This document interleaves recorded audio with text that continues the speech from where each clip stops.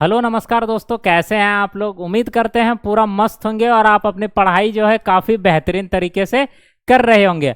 आज की इस वीडियो सेशन में हम लोग कंप्लीट करने वाले हैं प्रतिरोधों का समूहन।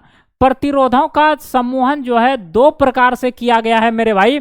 कितने प्रकार से किया गया है? तो दो प्रकार से किया गया है। कितने प्रकार से किया गया है? दो प्रकार से किया गया है। एक को बोलते हैं श्रेणी क्रम समूहन। कौन सा क्रम?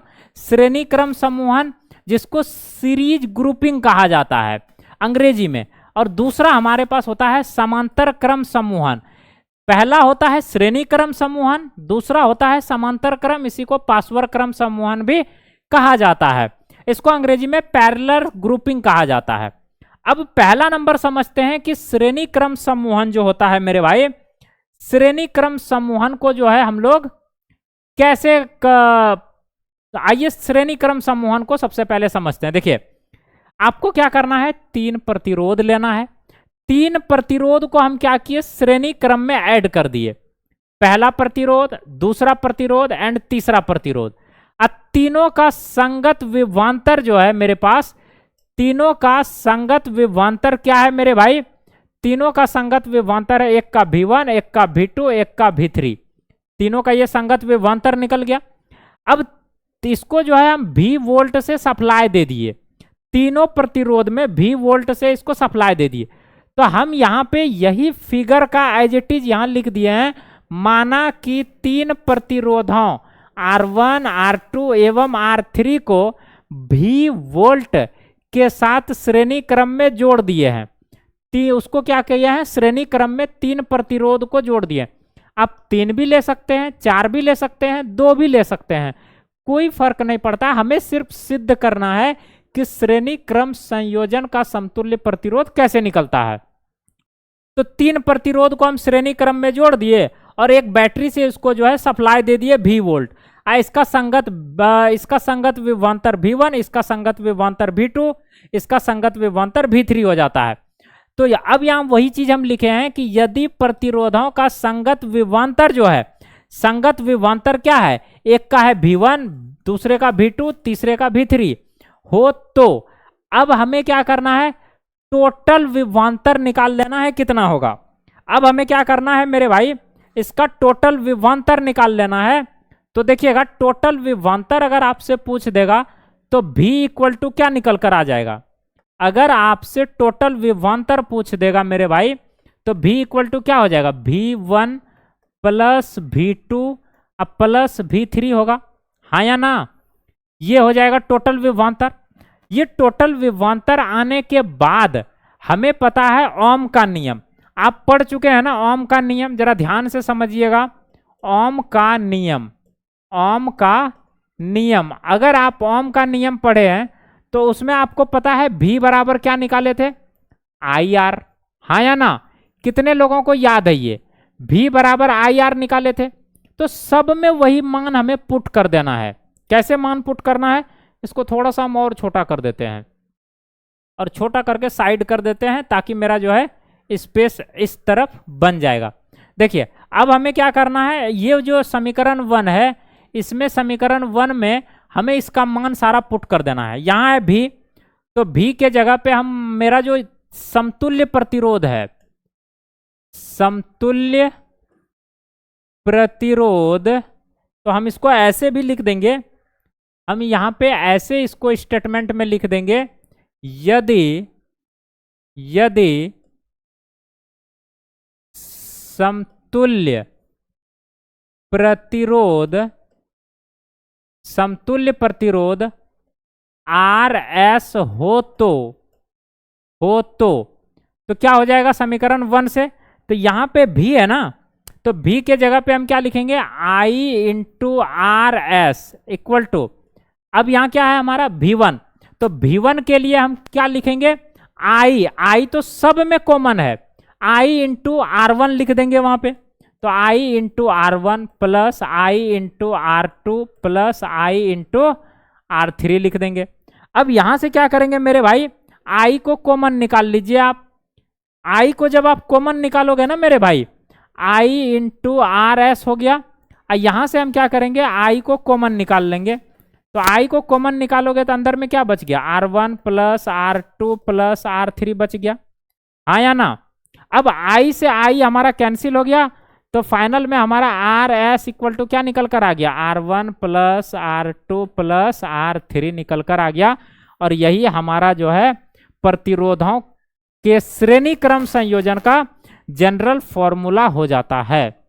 जनरल फॉर्मूला जो है निकलकर हमारा आ चुका है, और यही आपके एग्जाम में डायरेक्ट पूछ लिए जाते हैं कि क्या होता है इसका जनरल फॉर्मूला। क्लियर है, तो ये ध्यान रखिएगा। और यहां पे आप लोगों से एक छोटा सा क्वेश्चन पूछा जाता है कि जब हम श्रेणी क्रम संयोजन की बात कर रहे होते हैं, तो श्रेणी क्रम संयोजन में प्रतिरोधों का श्रेणी क्रम संयोजन में हमारा विद्युत धारा समान रहता है। श्रेणी क्रम में क्या रहता है, विद्युत धारा समान रहता है। अब आइए बढ़ते हैं हम समांतर क्रम में। समांतर क्रम संयोजन में क्या होता है मेरे भाई, समांतर क्रम संयोजन में क्या करना है, तीन प्रतिरोधों को हमको क्या करना है, समांतर क्रम में जोड़ देना है। तो तीन प्रतिरोध ले लिए, उसको सीरीज में जोड़ दिए, देखिए एक के बाद फिर नीचे में दूसरा, R1 R2 R3, तो तीनों को हम जोड़ दिए पैरेलल में। वहां पे हम पिछले वाले में जब श्रेणी क्रम पढ़ रहे थे तो इसको हम सीरीज में ऐड किए थे, देख पा रहे हैं आप लोग, यहाँ पे हम इसको सीरीज में ऐड किए थे। लेकिन यहां हम क्या कर रहे हैं, एक दूसरे को पैरेलल में ऐड कर दिए सबको, और यहां हम इसको V वोल्ट से सप्लाई दे दिए। तो आई धारा यहां से हमारा जा रहा है, आई धारा जा रहा है यहां, लेकिन आई धारा तीन पार्ट में बट गया। तो ये I1 हो गया, ये I2 हो गया, ये वाला हमारा I3 हो गया। यहां से भी निकला I3, इधर से I1, ये I2, ये I3, तो हमारा यहां से आई धारा निकल कर आ गया। अब आप जो जो फिगर में है ना वही चीज यहां स्टेटमेंट में लिख दीजिए। लिखिए, माना कि तीन प्रतिरोध R1 R2 एवं R3 V वोल्ट के साथ जो है समांतर क्रम में जुड़े हैं। मतलब R1 R2 R3 तीनों को जो है V वोल्ट सप्लाई के साथ हम क्या किए हैं, इसको समांतर क्रम में जोड़ दिए हैं। क्लियर है पॉइंट। उसके बाद हम क्या किए हैं आगे, नाउ यदि परिपथ में प्रवाहित मुख्य धारा, परिपथ में प्रवाहित हमारा जो है मुख्य धारा क्या है मेरे भाई, तो आई है। हमारा जो परिपथ है, ये परिपथ में मुख्य धारा क्या है हमारे पास, आई है।